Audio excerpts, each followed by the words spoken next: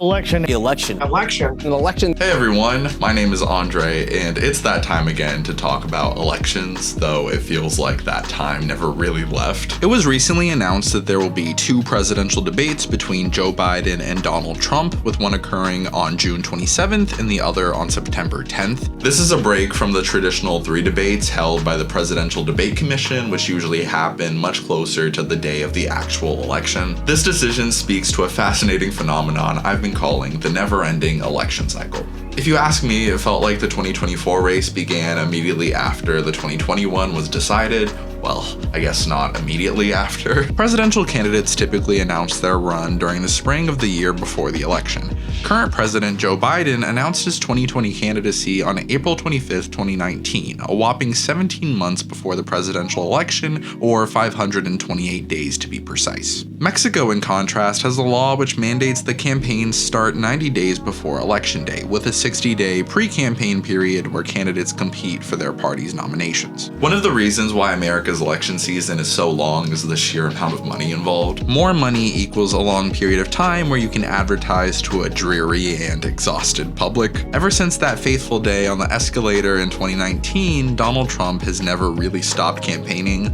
holding 9 rallies between Election Day and Inauguration Day, the same day in fact that he filed his 2020 election paperwork with the FEC. He would then proceed to hold 46 rallies while president before officially kicking off his re-election campaign on June 16th, 2019. Regardless of what you think of Trump, this is an impressive display of stamina and political talent. In an era of 24/7 news coverage, we need 24/7 campaigning. Before, there was this notion that a presidential election would happen, and afterward, the president would be given time to unify the country, a phenomenon that seems to have increasingly faded away into obscurity with every election cycle. This is, of course, a consequence of hyper-polarization. Despite being 3.5 years into the Biden administration, we are still very much in the Trump era. Most of our politics exists either in support of or opposition to the 45th president. For some in the Trump camp, it seems like the 2020 election never ended. They feel that they had the presidency stolen from them, and they're here to take it back.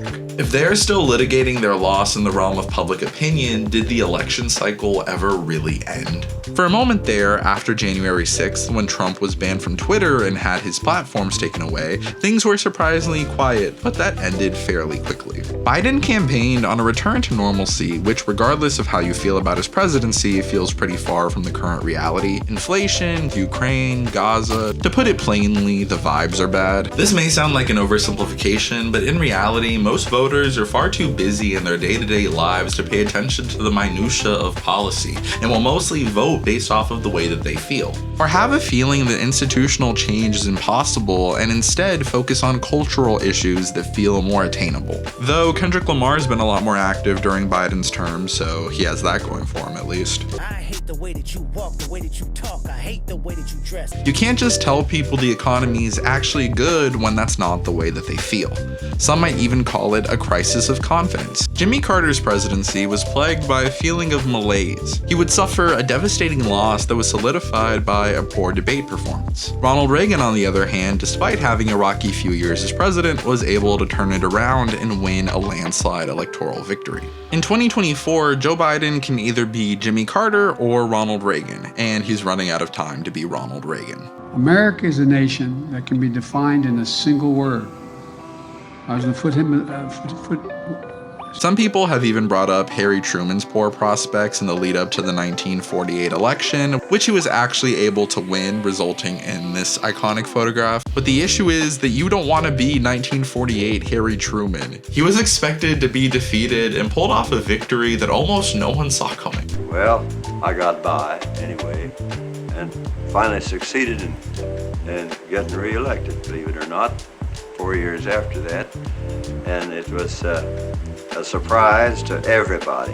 Ronald Reagan would invite Speaker of the House Tip O'Neill and other congressional Democrats over for whiskey at the end of the day where they could be friendly with each other. Though they disagreed heavily on the issues of the day, they were able to reach agreements on key legislation because they spoke with each other. It seems obvious to say, but 2 leaders in a room together are much more likely to reach a deal than they would be otherwise. In contrast, some Republican congressmen spoke with Obama, but would refuse to be seen with him because they felt it would hurt them politically. And you know what? They were probably right. Our leaders may play into divisions, but it's because that's what the electorate wants. For as much as we talk about divisiveness, are you in favor of unity if it's not around your own political consensus? John F. Kennedy, Lyndon Johnson, Richard Nixon, and Gerald Ford all served in Congress and had considerable Washington experience before becoming commander-in-chief. After that, apart from George H.W. Bush, we had a long series of Washington outsiders in the White House who may have not fully understood how to work with Congress. Barack Obama may have been a US Senator, but he was there for only 2 years before announcing his run for the White House. Even as president, he hated schmoozing with members of Congress who increasingly spent less and less time in DC, flying into the Capitol only when necessary and then going home for the weekend.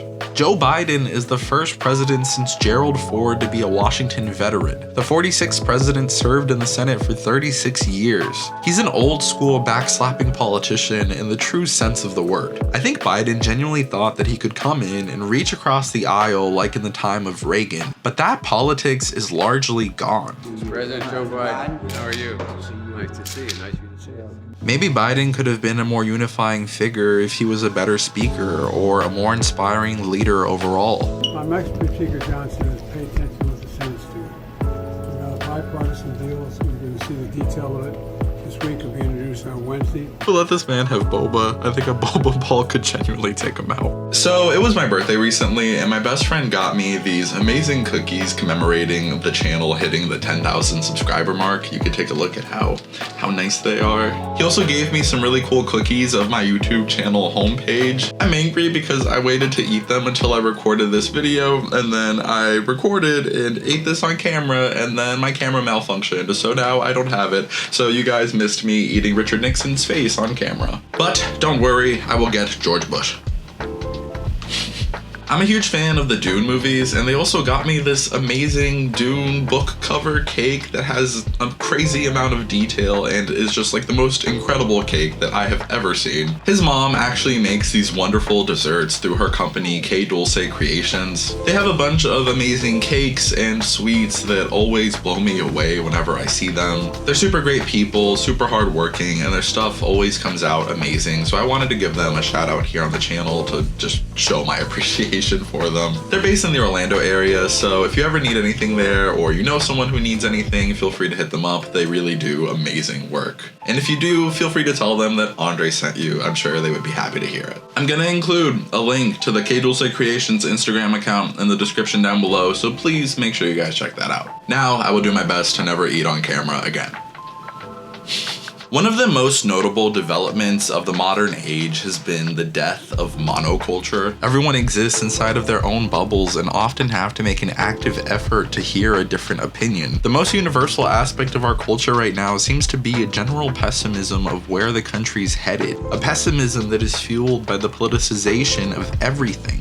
The movies we watch, the products we buy, the social media we scroll through. 2024 is the year we abandon convention. A presidential election rematch with the two oldest candidates to ever run for that office. An election where both leading candidates refused to participate in debates against credible challengers, and have now decided to basically do away with the Presidential Debate Commission, which has been the norm for decades. 24-hour cable news networks also have the incentive to over-report on the election cycle because that's the kind of content that gets them viewers. Since 2015, our politics have been in a perpetual state of change, and every election since has managed to feel crazier than the last one. It's difficult to find our footing as the sands still shift around us. 2024 will be the third act in the Trump electoral trilogy, and I think it'll be the climax of the entire saga. No matter who wins in 2024, I doubt we'll see either the names Trump or Biden on the ballots in 2028, which just leaves us with the question, what comes next? This was a bit of a different kind of video, but I hope you guys enjoyed it. Make sure to comment down below who you think is gonna win the 2024 election. Also, feel free to comment any video suggestions that you guys have for the future. If you enjoy the work I do here, please consider liking, subscribing, or even supporting me on Patreon or through a channel membership. Even $1 a month goes a long way, so I really appreciate any support you guys give me. I'm gonna go eat my cookies now. L'chaim.